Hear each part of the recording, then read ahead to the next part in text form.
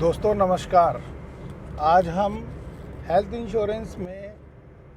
जो हमारे इलाज के बाद जो बिल बन जाते हैं उन बिल को कंपनी के अंदर प्रोसेस करने की विधि को जानेंगे। इसमें हम ये चर्चा करेंगे कि हमें किस तरीके से अपने सारे बिलों को संभाल कर रखना चाहिए और हमारे बिलों को हमें कंपनी में किस तरीके से टाइम से पहुंचा देना चाहिए। दोस्तों, हर घर के अंदर बीमारियां रेगुलर में चलती रहती हैं।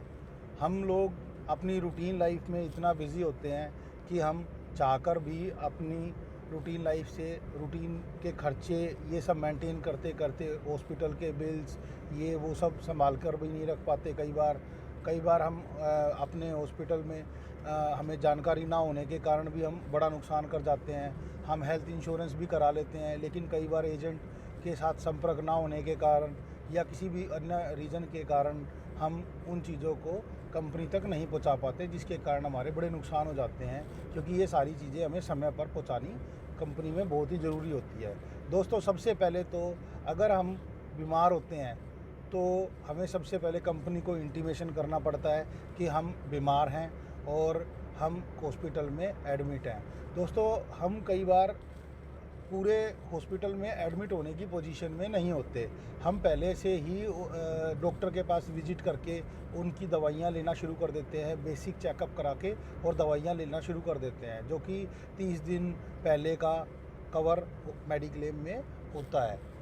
दोस्तों, जब हम डॉक्टर से दवाई लेते हैं और हम रेगुलर लेते रहते हैं, हमारे बिल शुरू में भी काफ़ी सारे बन जाते हैं, तो हमें इन सब की एक फ़ाइल बना लेनी चाहिए जिसमें डॉक्टर के सारे पर्चे, जो भी डॉक्टर प्रिस्क्रिप्शन लिख के देता है, जिसमें दवाइयाँ लिखी होती हैं, ये जो हम मेडिकल स्टोर पर जाते हैं, जिस दवाई के पर्चे को दिखा के दवाई लेते हैं, वो पर्चा, उसके साथ बाकी की सारी दवाइयों की बिल्स, ये सभी के सभी हमें दोस्तों अपने फ़ाइल में लगा लेने चाहिए, जिससे कि हमें अगर कल को कोई दिक्कत आती है तो हमें उनका सारा भुगतान कंपनी के द्वारा प्राप्त हो सके। अब दोस्तों, हम क्या है कि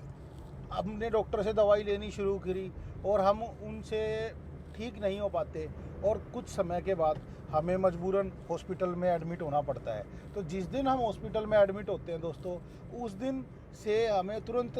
कंपनी के कॉल सेंटर पर फ़ोन करके ये सूचना देनी होती है कि आज हम बीमार होके इस हॉस्पिटल में एडमिट हैं, जिससे कि कंपनी आपको एक इंटीमेशन नंबर दे देती है और उसके बाद कंपनी को ये पता लग जाता है कि भाई हमारा ये वाला क्लाइंट जो ये पेशेंट है ये बीमार हो गया है और ये इस हॉस्पिटल में एडमिट है और उसका इलाज का खर्चा अब हमारे पास उसके बिल आने वाले हैं, जिससे वो नंबर, क्लेम नंबर हमें मिल जाता है। दोस्तों, उसके बाद जो कैशलेस हॉस्पिटल होता है उसमें आपके जितने भी बिल है वो हॉस्पिटल खुद प्रोसेस कर देता है। जब आप हॉस्पिटल में एडमिट हो जाते हो, हॉस्पिटल के टीपीए सेक्शन के थ्रू आपके जो भी बिल्स हॉस्पिटल में बनते हैं वो हॉस्पिटल खुद ब खुद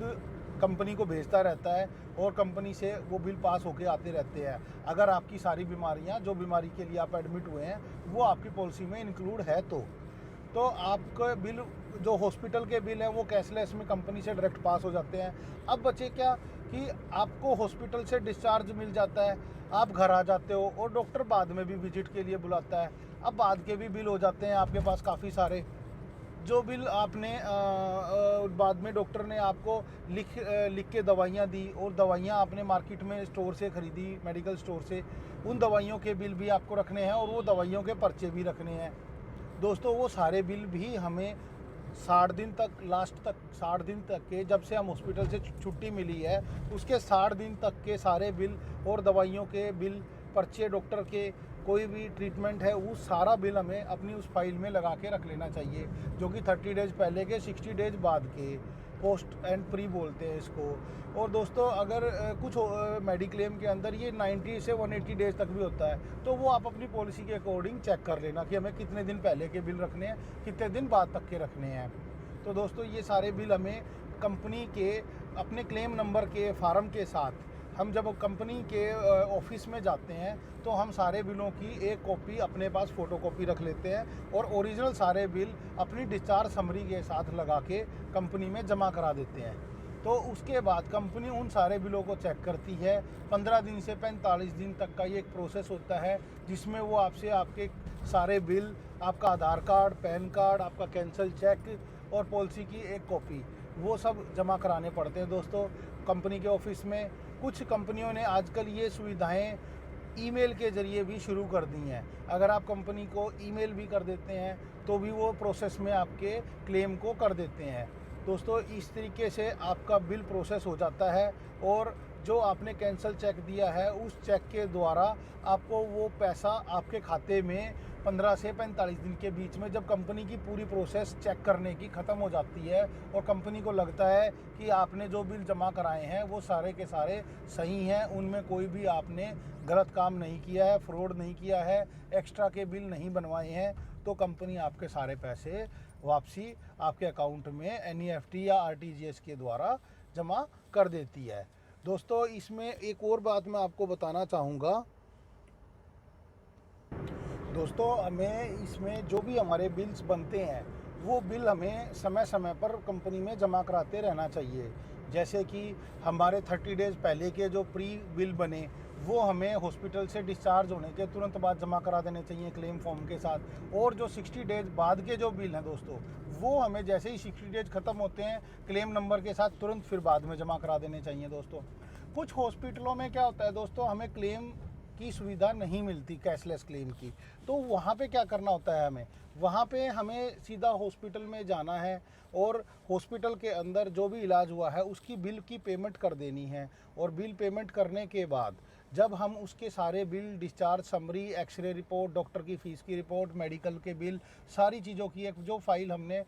शुरू से बनाई थी, जो 30 डेज़ पहले से बनाई थी, और जो फ़ाइल हमारी बाद में हॉस्पिटल के बिल्स की भी बन गई है वो वाली भी, और जो हम बाद में 60 डेज़ की बाद के बिलों की भी जो फ़ाइल है, वो सारी फ़ाइल हम चाहे तो एक साथ जमा कर सकते हैं, चाहे तो हम पार्ट वाइज भी जमा कर सकते हैं दोस्तों। लेकिन मैं इस चीज़ के लिए एक बार ज़रूर बोलूँगा कि जब भी कभी आप हॉस्पिटल में एडमिट होते हैं, तुरंत आप अपने कंपनी को सूचना ज़रूर दें और क्लेम नंबर ज़रूर ले लें, क्योंकि जब तक आप क्लेम नंबर नहीं लेंगे कंपनी को पता नहीं चलेगा, कंपनी को लगेगा कि आप गलत कर रहे हैं या आपने कोई फ्रॉड करने की कोशिश की है। जब आप कंपनी को सूचना कर देते हैं, उसके भले ही आप 30 डेज़ में जमा कराएं, 60 डेज़ में कराएं, तो आपको कंपनी पूरी सहायता करती है। और दोस्तों, इसको हमें ज़्यादा डिले नहीं करना चाहिए। ज़्यादा डिले करने से हमारे बिल पास होने में दिक्कत आती है। कंपनी को लगता है कि ये आदमी 60 दिन के बाद भी नहीं आया मेरे पास, या 90 दिन में आया, या 6 महीने बाद आया, तो क्यों आया इतने दिन बाद, तो इसकी जांच मेरे को ज़्यादा से ज़्यादा करनी चाहिए। तो कंपनी उस कंडीशन में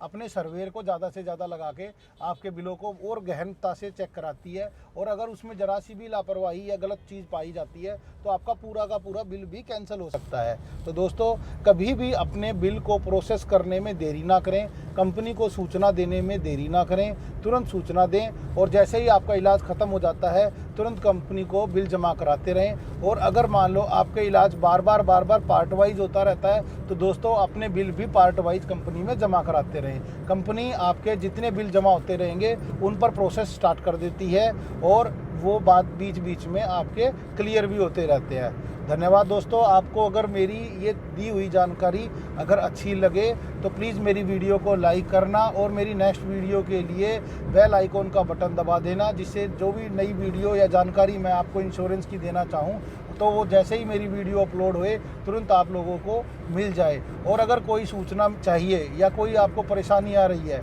तो आप मेरे मोबाइल नंबर पर मुझे फ़ोन करके मेरे से बात कर सकते हैं। मेरा मोबाइल नंबर 7042912080 है दोस्तों। मेरा नाम हरीश गर्ग है। आपने मेरी वीडियो